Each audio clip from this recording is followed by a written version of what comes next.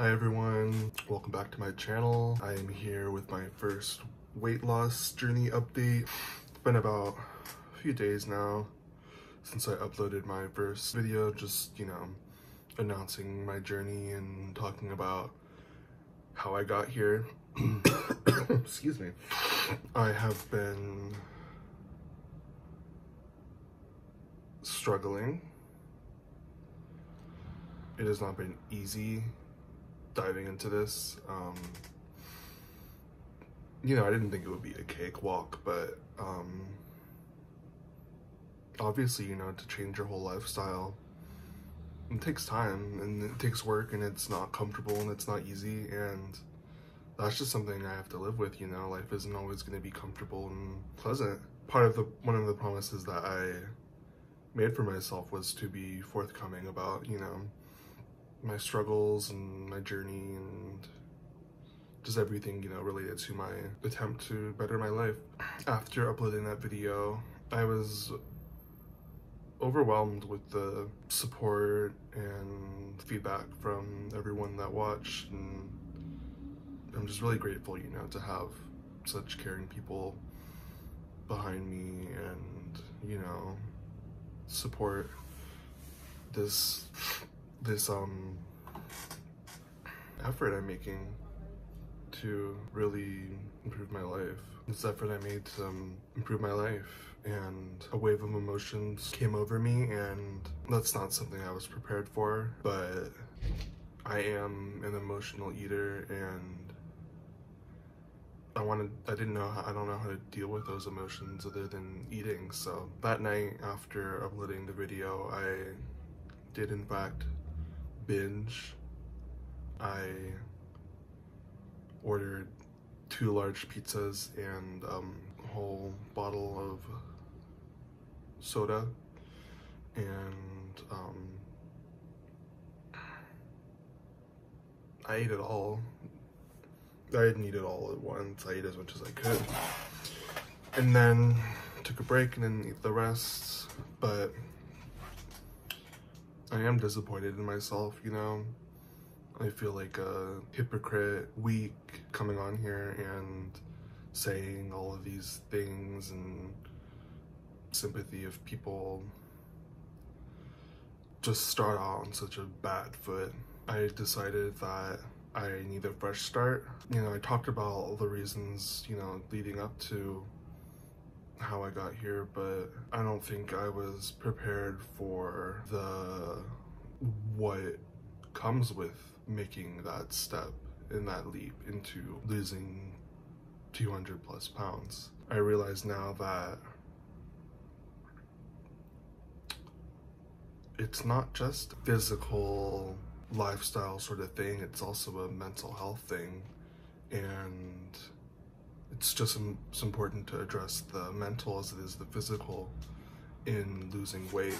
And so I got a therapist, and I am currently seeing her to address my binge eating disorder and depression and anxiety, and that has given me a lot of hope to kind of take that step, that leap to, actively bettering my life and realizing that it's okay to ask for help. You don't have to do everything on your own. It's important to take care of your mind and heal your mind and your heart. This is the beginning of me doing that. For the time being, I will not be focusing on dieting or exercising or changing my eating, because I know when I focus on that, I won't be focusing on my mental health, because I will be spending my time fighting the wrong battle. I need to find better coping strategies to deal with my depression, anxiety, and my desire to eat.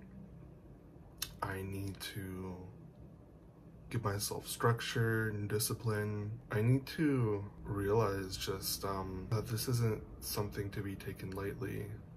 This is something I have to put my all into. Really just learn, gain the tools to improve my life, and food can't be one of those tools. I wanted to share some of the stuff I talked about with my therapist about my kind of food security issues. I think that's one of the core reasons why I struggle with eating at my current age, is because of my relationship with food as a child. I never grew up hungry. We always had food in the house, and I was taken care of by my family well. For some reason, I was just very hungry all the time, starting from a young age. Felt that my parents didn't understand or care about me in the way that I needed, because they would not let me overeat. By the time I was 6, I was extremely overweight, and my parents had caught me sneaking food multiple times, and they became concerned, so padlock went on the fridge, and the cabinets were locked as well, so I couldn't reach the food. That kind of sent me into panic, and so I didn't have the food to run to on my own. So being a child, I didn't really know, how to get rid of that feeling. All I knew was eating. I went to what I thought would be the most logical solution, eating dog food that we had for our dogs. And it wasn't the first time I'd eaten dog food, I had tried it a couple times. Just, you're a kid, like, you're curious. You play with your dogs, you see them eating, let me try, I took a big scoop of the dog food and put it into my pockets and went back to my room, poured it on my bed, and I began eating the dog food. It gave me that, satiation, like the crunchy, carby, like meaty, dry, just feeling of dog food was just really satisfying. And it's like eating cereal, like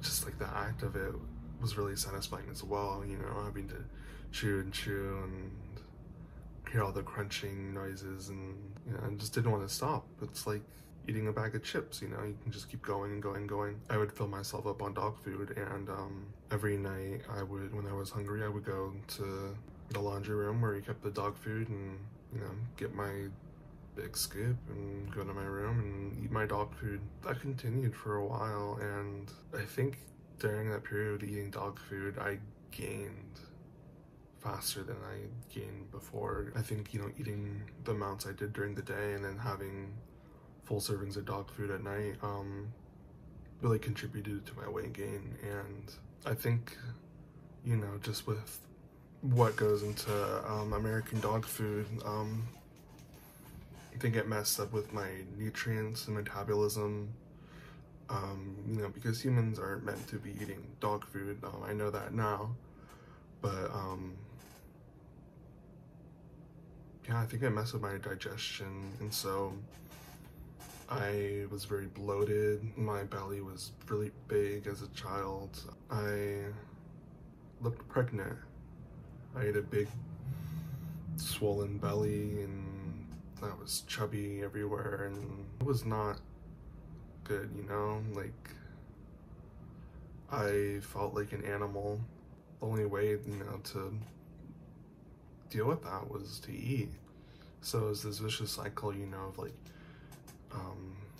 feeling bad and feeling kind of gross, like eating dog food after a while, and then like, well, I don't know how to stop, because this is what gives me that feeling of good, for the moment, and gets me away from those thoughts.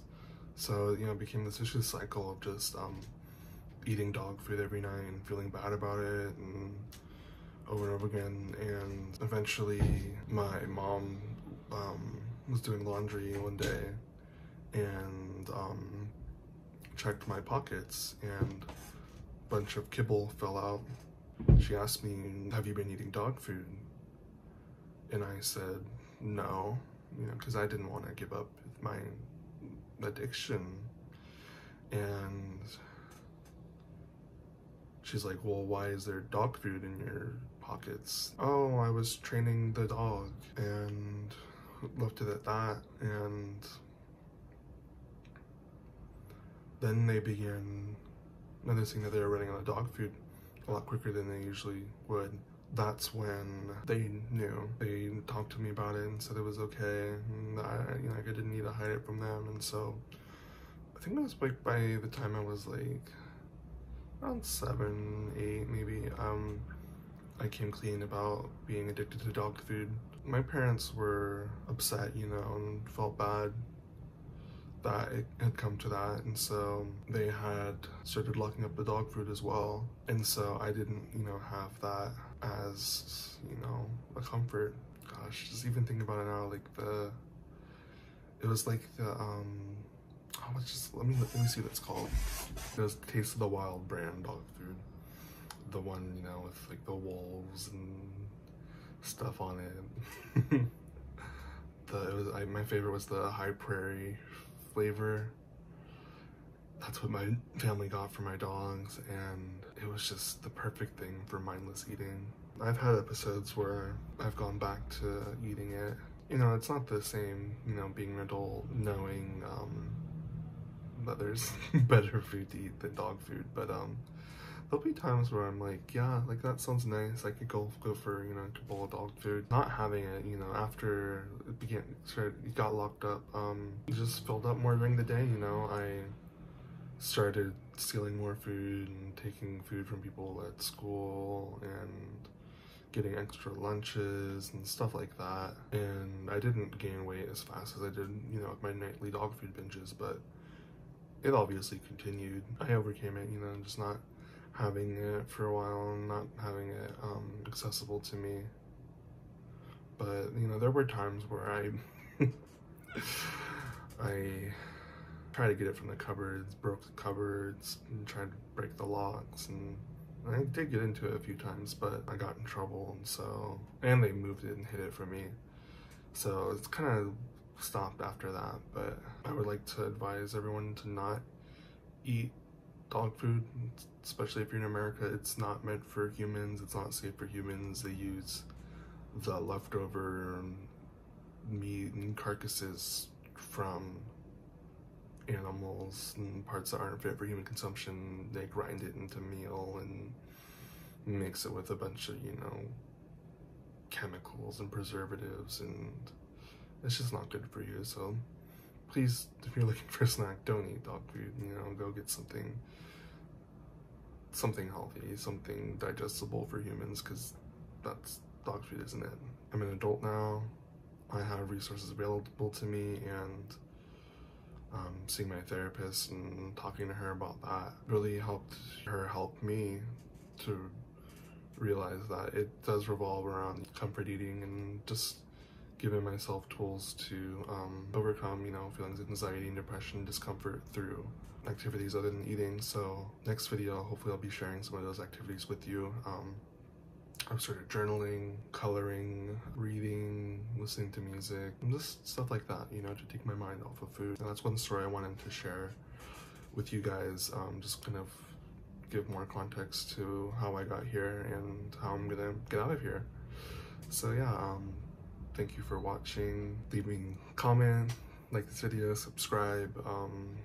I just want to share with as many people, my struggles, in the hopes that people can relate, not feel alone or feel ashamed for who they are and what they've been through, because all that matters is the effort that you put forwards and the active role you take to bettering yourself and your life. So thanks for watching. See you next time. Bye.